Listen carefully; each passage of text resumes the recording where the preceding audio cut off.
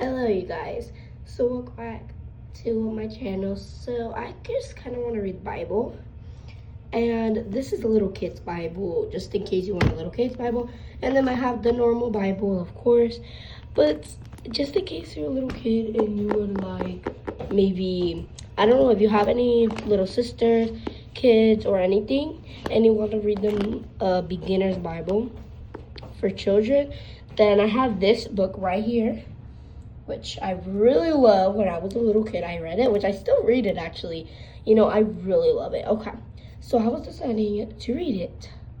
So there is a bunch of verses, okay, like right here.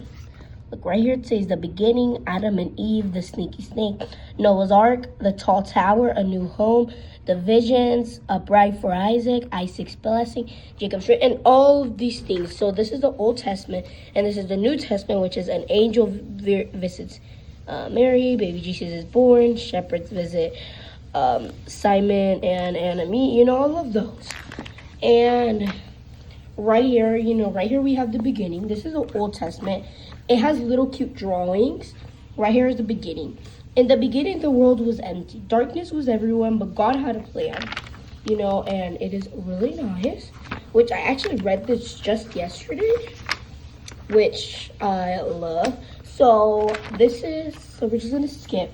So this is where Adam and Eve in Genesis 2, God had planted a beautiful garden for Adam in a place called Eden. A river flowed through the garden. So as you can see, that garden is very pretty. Imagine living in that. That would be amazing, right? Okay. Adam loved his new home. His job was to name all the animals and care for the garden. Adam loved all the animals, but he could not find a friend that was just right for him. So God created a woman, and we know a woman, that's Eve, and that is Adam. So right here, Adam named her Eve. She was just right for Adam. Adam and Eve loved each other. Together, they took care of God's garden.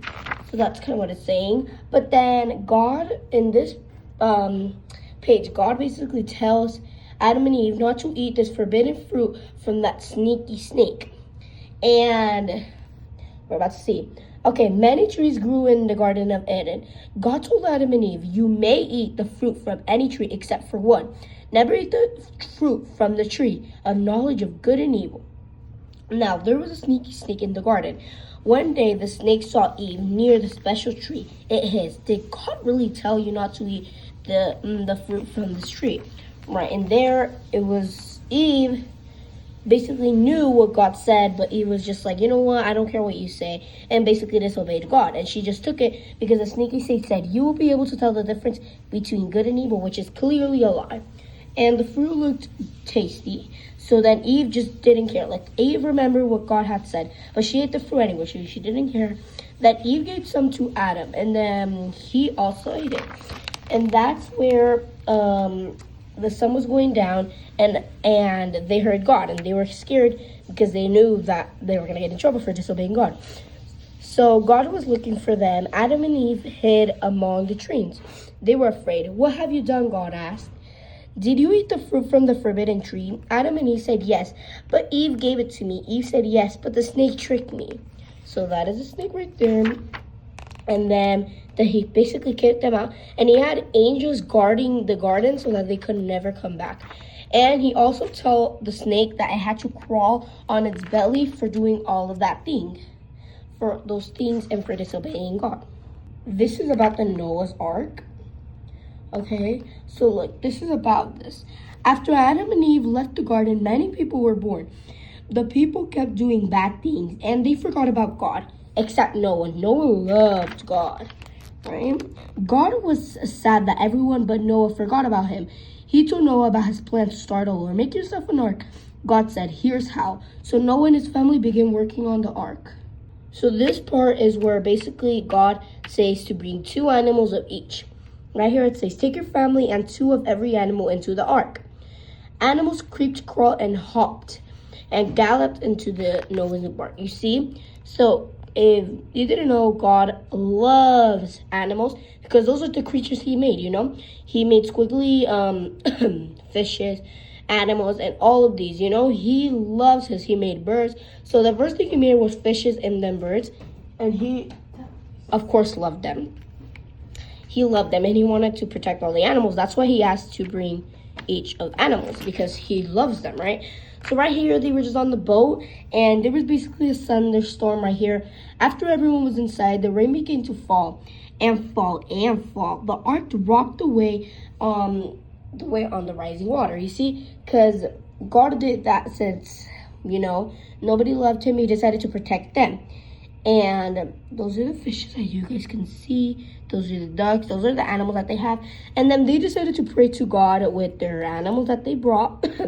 Finally, the rain stopped. Water covered everything. Everyone inside the ark was safe. Noah and his family were very happy. You see, God is always going to protect you. He always is going to protect you, okay? And not just humans, animals too. And right here. One day Noah set his dove to find land. It flew and flew, but never found any. So it came back 1 week later. Noah set the dove out again. This time it brought an olive leaf. Noah cheered. It must have found land. And then the ark came to a rest at the top of the mountain. God told Noah to leave the ark. Noah and his family praised God. God put a beautiful rainbow in the sky. It was a sign of promise to never flood the earth again. So you look how pretty that is. You see all this that God does. He put a rainbow. That's Noah. Those are the giraffes. Those are bunny. Those are cats. Those are sheep. So yeah. And those are birds, right? And these are just this ark, which he had to leave, which he can leave behind, since, of course. Now this is the tall tower. Now this is about where everyone spoke the same language before. Everyone spoke the same language. And, one word meant hello, another word meant mom, and another one meant dad, right? Everyone spoke the same language, okay? Now, these people were like, if we work together, we can do anything, right? And these people wanted to build a tower to go to heaven, like all the way to heaven. And then everyone will see how great we are. So basically, they wanted to brag that they were great, that they were perfect, and that all these things that they can do. So they worked on their tower to make it taller and taller. They began to brag. You see, they were bragging. God did not like that, the way that they were acting. It was like if they no longer needed him. You see, God does not like when you brag, because it's it's kind of a sign that you do not need him. So God mixed up their language, and that's why we have mixed language, because God makes the language. And, he said, okay, well, he mixed up their language, and all these 4 people just had different language, and they didn't even know. It sounded like Babel. Everyone was confused. That's why just do not do what God does not like, because, of course, he won't do anything that will hurt you, but he will, if you do disobey him, he will punish you. And he scattered the people all over earth, okay? Just like right now, how we're all in different places, right? Yeah, and the tower was called Babel. That was what the tower was called, but then they kind of had to take it down. But now we're going to read this about a new home. Abraham loved God. So did his wife Sarah. One day, God told Abraham to move to a new land. So along with their helpers, Abraham and Sarah packed up and went. Abraham's nephew was Lot. Lot and all his helpers went with them too. The helpers began to fight. There was not enough grass for all animals. So Abraham said to Lot, you pick your own land to live on. And that's the sheep right there, because, yeah. So Lot chose the best land. It had most green grass and most water for his animals. Lot moved to his new home. Right? That's beautiful. Okay. Then God gave Abraham a blessing. God said, all the land you see here will be yours. Also, you and Sarah will be blessed with many children. God led Abraham and Sarah to a place called Hebron. It was beautiful. Okay, that's going to be all. Right now, I'm done reading the beginner's Bible. I'm just going to read the normal Bible now, which is the Holy Bible. Is what I'm going to be reading. Those are for just the little kids. But now I'm going to be reading this normal Bible, okay? So, yeah. So, one of my favorite verses is definitely Psalms. So, right here, we got it. Okay, right here. This is my favorite verse. And my favorite one is honestly the beginning, if I'm honest. It's literally the beginning. And honestly, it's right here too. This is my favorite passage, Psalms 3 and Psalms 1, honestly. So we're going to read this. Blessed is the one who does not walk in step with the wicked, or stand in the way that sinners take, or sit in company of mockers, but whose delight is in the law of the Lord, and whose meditates on his law day and night. That person is like a tree planted by streams of water, which yields its fruit in season, and whose leaf does not wither. Whatever they do prospers. So this is kind of saying about about the wicked, of course, and a lot of things.